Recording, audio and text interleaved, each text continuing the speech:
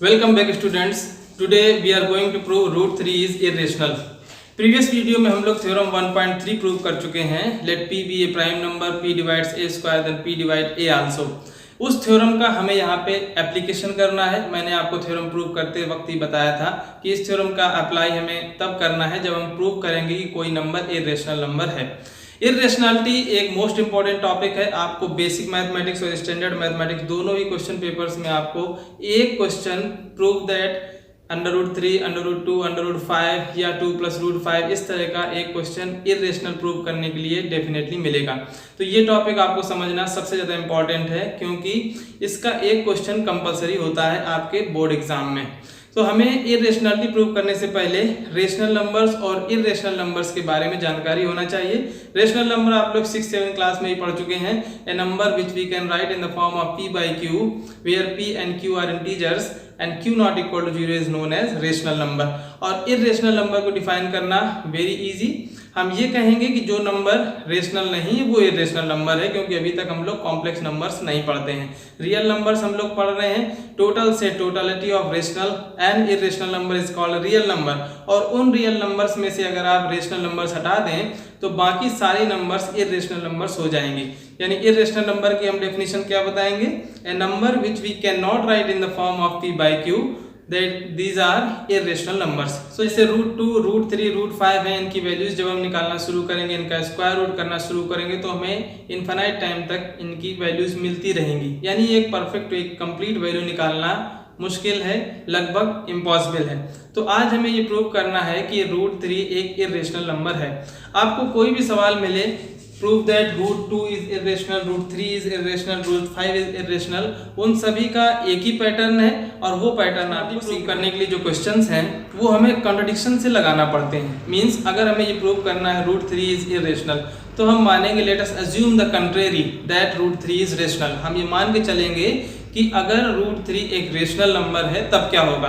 तो √3 अगर rational number है तो इसका मतलब है कि ये p/q के फॉर्म में लिखी होना चाहिए. और लास्ट में हम दिखाएंगे कि √3 हमने जो माना था वो पूरी तरह से गलत सिद्ध होता है, इसलिए √3 एक इर्रेशनल नंबर है. तो इर्रेशनलिटी के सारे क्वेश्चंस आपको एक ही मेथड से करने हैं. आपको लैंग्वेज में थोड़ा ध्यान देना है. जिस लैंग्वेज को मैं यहाँ लिखने जा रहा हूँ आपको उसी लैंग्वेज में सारी वैल्यूज रिप्लेस कर देना है. मतलब √3 की जगह अगर आपको √2 प्रूव करना है तो आप 3 की जगह पे 2 लिखते चले जाएंगे और आपका क्वेश्चन लग जाएगा. तो देखिए हम लोग इजीएस्ट वे में इसको प्रूव करने की कोशिश करेंगे. Prove that √3 is irrational. तो हम क्या मानेंगे? कंट्रेरी, कॉन्ट्रडिक्शन हम यहाँ पे अज्यूम करेंगे. Late us assume the contrary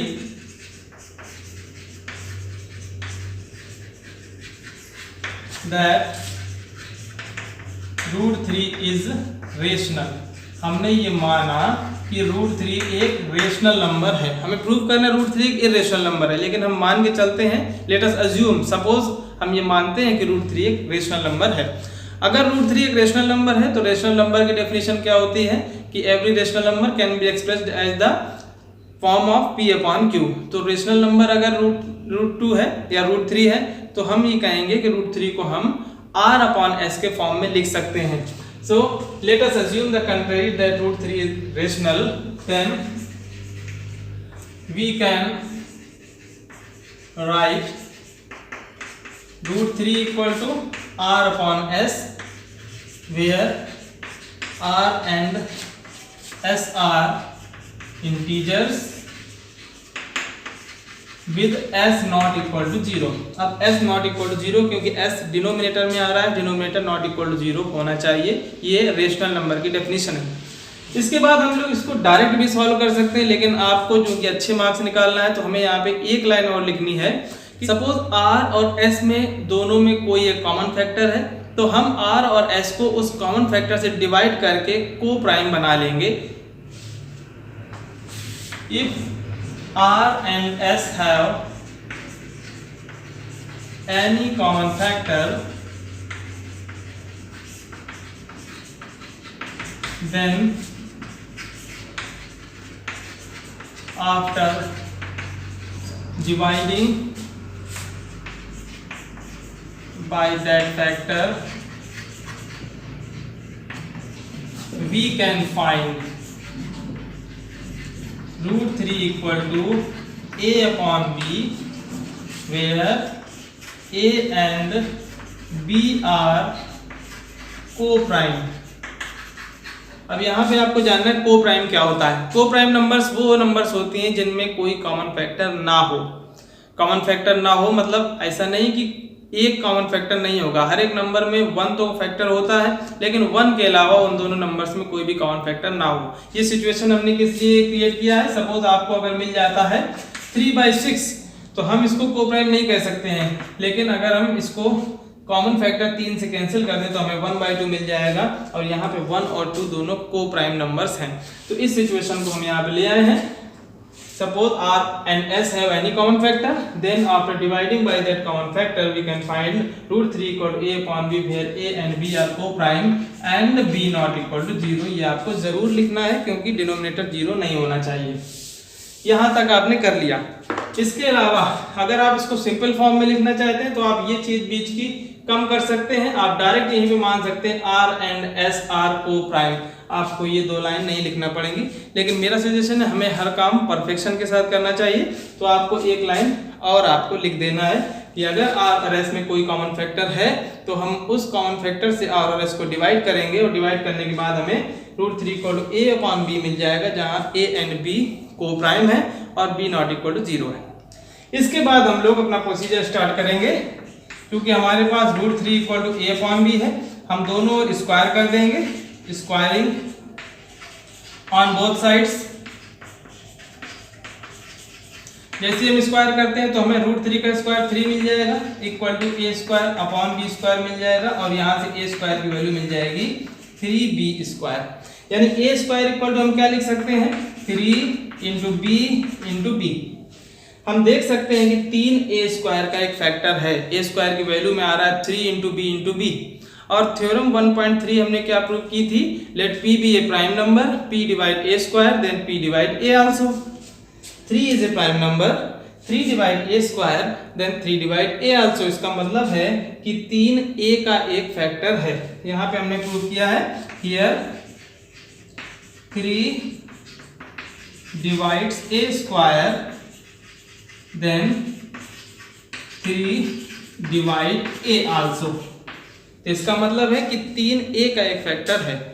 अब अगर A का एक फैक्टर 3 है तो हम A इक्वल टू मान सकते हैं 3 into something. Let A equal to 3C where C is some integer. C कोई एक इंटीजर ऐसा है जिसके लिए हम ये मान सकते हैं A इक्वल टू 3C। इसमें कंफ्यूजन नहीं होना चाहिए। हमने क्या बताया? 3A का एक फैक्टर है, यानी कि A के फैक्टर में जब हम फैक्टराइजेशन कर रहे हैं तो 3 इंटू समथिंग आ रहा है, तो ये जो समथिंग इसको हमने C मान लिया, A इक्वल टू 3C मान लिया है। तो जब हमने A इक्वल टू 3C माना, हम इसका दोनों ओर स्क्वायर कर दें तो हमें A square equal to 9C square मिल जाएगा, और A स्क्वायर की वैल्यू हम इक्वेशन नंबर 1 से अगर 3B स्क्वायर यहाँ पे रिप्लेस कर दें तो A स्क्वायर की जगह पे हम लिख सकते हैं 3B square equal to 9C square. यहाँ से हमें B स्क्वायर की वैल्यू मिल जाएगी 3C स्क्वायर। अब आप देख सकते हैं यहाँ मिला था A square equal to 3B square. हमने कहा कि 3 A स्क्वायर का एक फैक्टर है। यहाँ हमने देखा है B square equal to 3C square, यानी B स्क्वायर में 3 इंक्लूड हो रहा है। इसका मतलब है सेम चीज हम लिखेंगे 3 divides B square then 3 divide B also. मैं यहाँ पे इसको थोड़ा सा मिटा देता हूँ।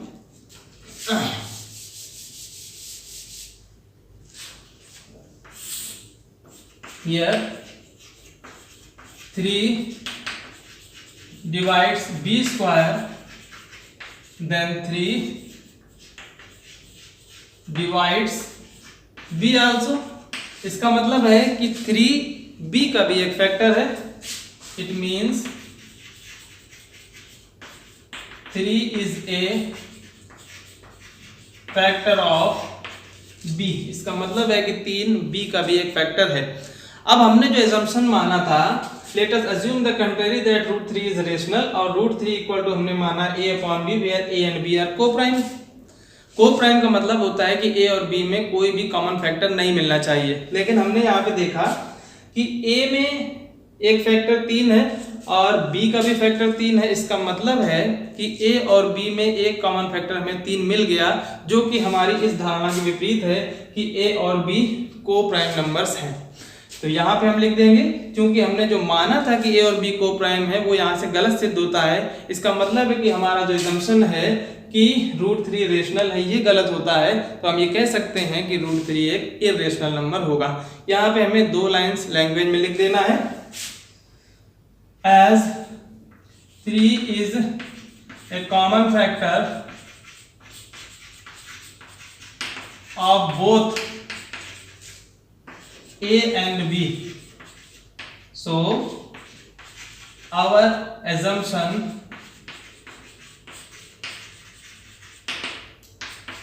that A and B are co-prime is wrong. Hence our assumption that √3 is rational is totally wrong.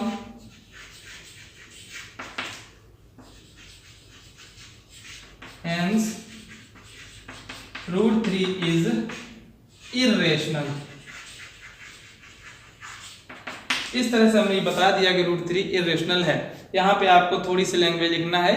आप डायरेक्ट भी लिख सकते हैं 3 is a common factor in both A and B, so our assumption that √3 is rational is totally wrong, hence √3 is irrational. अगर आप एक line और लिख देते हैं तो और अच्छा इंप्रेशन बनेगा एग्जामिनर पे कॉपी चेक करने के लिए।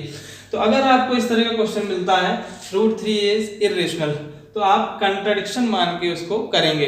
सपोज आपको क्वेश्चन मिल जाता है प्रूव दैट √2 इज इरेशनल, तब आप क्या करेंगे, हम मानेंगे let us assume the contrary that √2 is rational. If √2 is rational then √2 equal to r upon s, where r and s are some integers. Again, if r and s have any common factor, then after dividing by that common factor we can find √2 equal to a upon b, where a and b are co-prime। यानी जहां जहां 3 लिखा हुआ है वहां वहां आपको 2 करते जाना है। यहाँ 2 equal to a square upon b square मिलेगा, a square equal to 2b square मिलेगा, और यहाँ पे हम 2 इंटू b दिखाएंगे। इसके बाद बताएंगे 2 divides a square then 2 divide a also, therefore a is equal to 2c, a square is equal to 4c square. a square की जगह पे हम 2b स्क्वायर रिप्लेस करेंगे, 2b square equal to 4c square, तो b square equal to 2c square मिलेगा। और तब हम बताएंगे 2 divides b square then 2 divide b also, which contradicts to our assumption that √2 is rational, therefore √2 is irrational।